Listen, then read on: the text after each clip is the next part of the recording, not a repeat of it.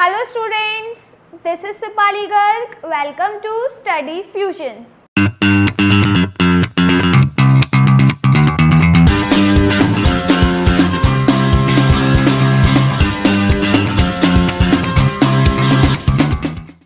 Guys, आज की video में हम पढ़ने वाले हैं air pollution and effect of air pollution.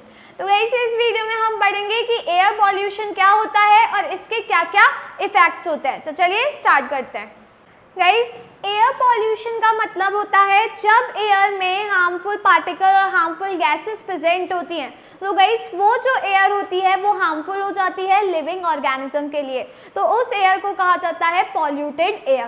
तो गाइस, एयर पॉल्यूशन का मतलब कि जब एयर में हार्मफुल पॉल्यूटेंट्स ऐड अप हो जाते हैं जिसकी वजह से वो जो एयर होती है वो हार्मफुल हो जाती है लिविंग ऑर्गेनिज्म के लिए, तो उसको कहा जाता है एयर पॉल्यूशन। ठीक है, तो गाइस देखिए एयर पॉल्यूशन क्या होता है। Air pollution is the addition of air pollutants such as particulate matter, gases and vapours into the atmosphere।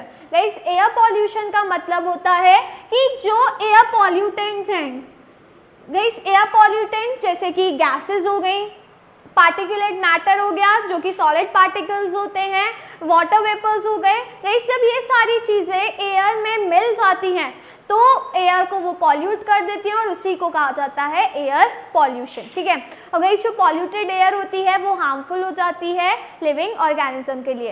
अगर हम टाइप्स ऑफ एयर पॉल्यूशन की बात करते हैं तो गाइस दो टाइप की होती है, एक होती है नेचुरल और एक होती है ह्यूमन मेड। गाइस, नेचुरल में जो एयर पॉल्यूशन होती है वो नेचुरली होती है बिना ह्यूमंस की एक्टिविटीज़ के थ्रू। ठीक है, तो गाइस अगर नेचुरली बात करते हैं एयर पॉल्यूशन की तो फॉरेस्ट फायर के थ्रू होती है।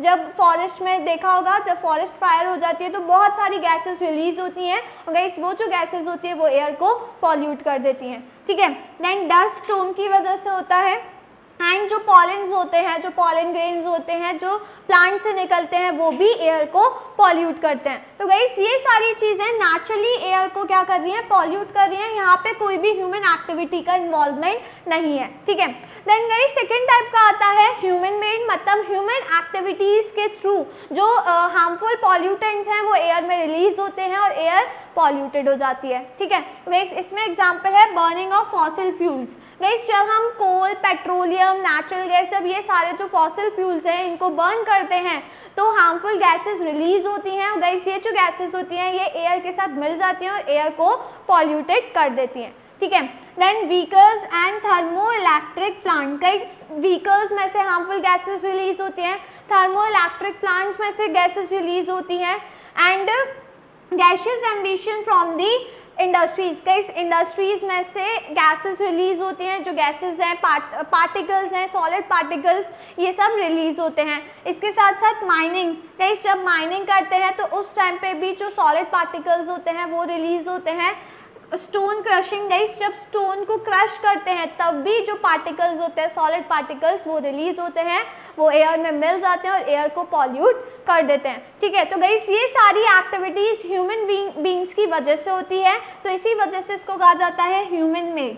ठीक है, तो इसका मतलब कि जो एयर है वो नेचुरली भी पॉल्यूटेड होती है और ह्यूमन एक्टिविटीज़ के थ्रू भी पॉल्यूटेड होती है। गाइस जो नेचुरल एक्टिविटीज़ हैं नेचुरल में याद रखिएगा क्योंकि एग्जाम्पल पूछे जाते हैं, ऐसी मैन मेड में याद रखिएगा। ठीक है, गाइस अगर हम पॉल्यूटेंट्स की बात करते हैं, जो एयर के पॉल्यूटेंट्स होते हैं, एयर के पॉल्यूटेंट्स में पार्टिकुलेट्स भी आते हैं, मतलब पार्टिकल्स जो सॉलिड पार्टिकल्स होते हैं, वाटर ड्रॉपलेट्स होते हैं वो आते हैं, साथ में गैसेस आती हैं जो हार्मफुल गैसेस होती हैं। ठीक है, तो गाइस अगर हम मेन पॉल्यूटेंट्स की बात करते हैं तो मेन पॉल्यूटेंट्स में सबसे पहले है नाइट्रोजन ऑक्साइड्स। गाइस जो नाइट्रोजन के ऑक्साइड्स होते हैं mainly N2O, NO and NO2। Guys ये जो तीनों मेनली ये जो ऑक्साइड्स हैं ये नाइट्रोजन, ये सारे नाइट्रोजन के ऑक्साइड्स हैं और गाइस ये जो ऑक्साइड्स हैं जब ये रिलीज होते हैं तो एयर को पॉल्यूट कर देते हैं। ठीक है, देन इसके बाद हाइड्रोकार्बन्स। गाइस हाइड्रोकार्बन में मेनली जो मीथेन गैस होती है CH4, ठीक है गाइस ये मीथेन का फॉर्मूला हो गया, तो जो मीथेन गैस है ये एयर को पॉल्यूट करती है। ठीक है, देन सल्फर के ऑक्साइड। गाइस सल्फर के oxide SO2 and SO3, sulphur dioxide and sulphur trioxide. Guys ये दोनों जो ऑक्साइड हैं ये भी एयर को पॉल्यूट करते हैं, ठीक है।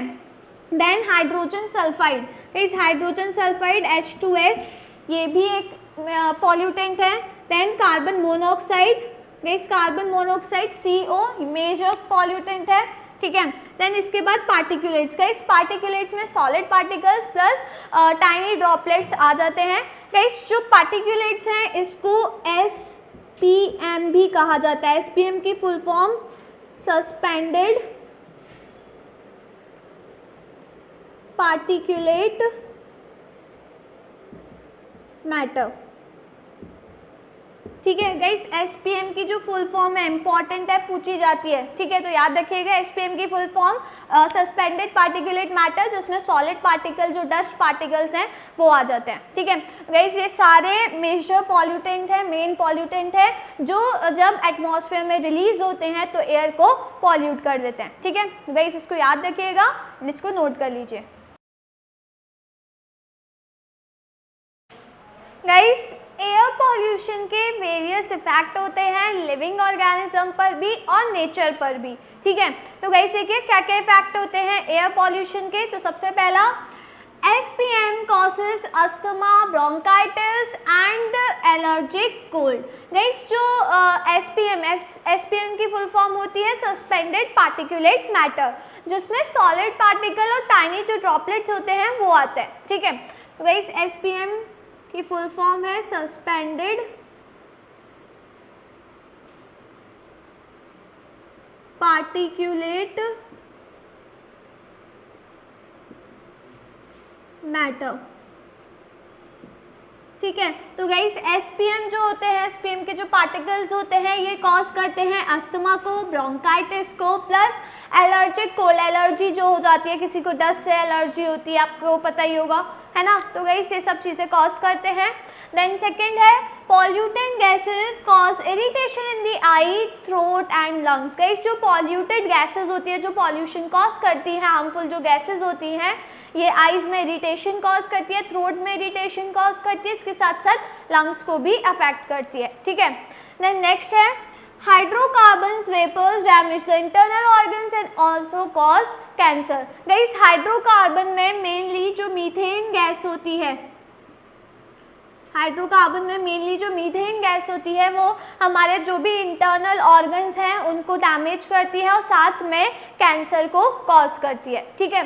तो गाइस ये तीनों इफेक्ट, ये जो तीनों इफेक्ट है ये होते हैं ह्यूमंस में, ठीक है। Then guys falling of leaves, reduce growth, degeneration of chlorophyll etcetera have been notice in plants. Guys जो एयर पॉल्यूशन है उसका इफेक्ट सिर्फ ह्यूमन बींग्स को ही नहीं होता है, इनफैक्ट प्लांट्स को भी इसका इफेक्ट होता है। प्लांट्स में क्या क्या होता है, फॉलिंग ऑफ लीव्स, गाइस जो लीव्स होती हैं वो गिरने लगती हैं। देन रिड्यूस ग्रोथ, जो प्लांट की ग्रोथ होती है वो कम हो जाती है। And degeneration of chlorophyll, guys जो क्लोरोफिल प्रेजेंट होता है प्लांट के अंदर वो खत्म होने लगता है। अगर क्लोरोफिल खत्म होने लगेगा तो ऑब्वियसली फोटोसिंथेसिस का प्रोसेस प्रॉपर नहीं हो पाएगा और प्लांट्स अपना खाना खुद नहीं बना पाएंगे और वो मरने लगेंगे, ठीक है। तो गाइस जो एयर पॉल्यूशन है वो ह्यूमंस के साथ साथ प्लांट्स को भी अफेक्ट करती है। Then cause acid rain, guys air pollution से एसिड रेन कॉज होती है। जो पॉल्यूशन वाली गैसेस होती है, जो पॉल्यूटेंट गैसेस होती हैं, गाइस वो जो गैसेस होती है वाटर के साथ मिलकर एसिड बना लेती हैं और जो जैसे ही रेन आती है तो रेन के साथ वही एसिड जो फॉर्म होता है वो भी गिरता है। गाइस ये जो एसिड होता है ये वाटर में जाता है तो जितने भी एक्वेटिक एनिमल्स होते हैं उनको इफेक्ट करता है, एक्वेटिक प्लांट्स एनिमल्स को इफेक्ट करता है, जो क्रॉप्स होते हैं, एग्रीकल्चर होता है उसको इफेक्ट करता है, बिल्डिंग्स जो होती हैं उनको इफेक्ट करता है, ठीक है। गाइस अगर हम एसिड रेन की बात करते हैं तो जो नाइट्रोजन डाइऑक्साइड गैस होती है, गाइस जब ये नाइट्रोजन डाइऑक्साइड गैस वाटर के साथ मिक्स हो जाती है तो ये फॉर्म करती है HNO2 plus HNO3, nitrous and nitric acid. और गाइस ये एसिड है तो रेन के साथ ये एसिड के फॉर्म में गिरता है, ठीक है। Then sulphur dioxide, guys oxygen की प्रेजेंस में और वाटर के साथ मिक्स होकर जब रेन आती है तो ऑब्वियसली ये गैस प्रेजेंट है एटमॉस्फेयर में, तो ये गैस वाटर के साथ मिक्स होकर ऑक्सीजन की प्रेजेंस में फॉर्म कर लेती है सल्फ्यूरिक एसिड H2SO4। रिएक्शन को बैलेंस कर देंगे, ठीक है। तो गाइस ये एसिड फॉर्म हो जाते हैं। ये जो एसिड होते हैं ये रेन के साथ आता है ऐसा in the form of acid rain. और गाइस ये जो एसिड होते हैं एक्वेटिक पानी में जाएंगे तो ऑब्वियसली एक्वेटिक एनिमल्स और जो एक्वेटिक प्लांट्स हैं वो इफेक्ट होते हैं, जो क्रॉप्स ग्रो होते हैं वो इफेक्ट होते हैं, साथ में बिल्डिंग्स को इफेक्ट करते हैं, जितने भी लिविंग ऑर्गेनिजम्स हैं उनको इफेक्ट करते हैं, ठीक है। तो गाइस एयर पॉल्यूशन से एसिड रेन कॉज होती है, ठीक है। देन लास्ट है इसका effect, heating of the earth and its environment due to solar radiation trapped by carbon dioxide and water vapors in the atmosphere is called greenhouse effect.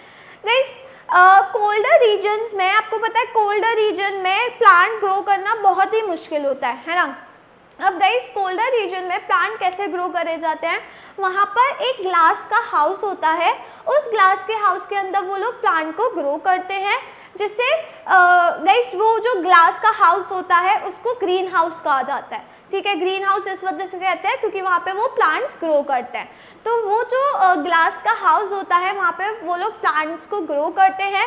Guys उस glass के house में जो सन की radiations आती हैं वो अंदर तो आ जाती हैं बट बाहर नहीं जा पाती हैं। तो इसका मतलब उस ग्लास के हाउस के अंदर का जो टेम्परेचर होता है वो वार्म रहता है, अंदर गर्मी रहती है और बाहर बहुत ठंड रहती है। तो अंदर जब गर्मी मिल रही है प्लांट्स को तो प्रॉपर प्लांट्स की ग्रोथ होती है और प्लांट इजीली ग्रो कर जाते हैं। तो गाइस ये टेक्निक यूज़ की जाती है कोल्डर रीजन्स में प्लांट्स को ग्रो करने के लिए। वहाँ पे ग्लास का हाउस बनाया जाता है जिसको ग्रीन हाउस कहा जाता है। वहाँ पे सन की रेडिएशंस अंदर तो आ जाती है घर के, बट ग्लास की वजह से वो दोबारा रिफ्लेक्ट नहीं हो पाती, तो इस वजह से जो घर का जो टेम्परेचर होता है वो ज़्यादा रहता है, मतलब गर्मी रहती है अंदर और प्लांट्स ईजिली ग्रो कर जाते हैं, ठीक है।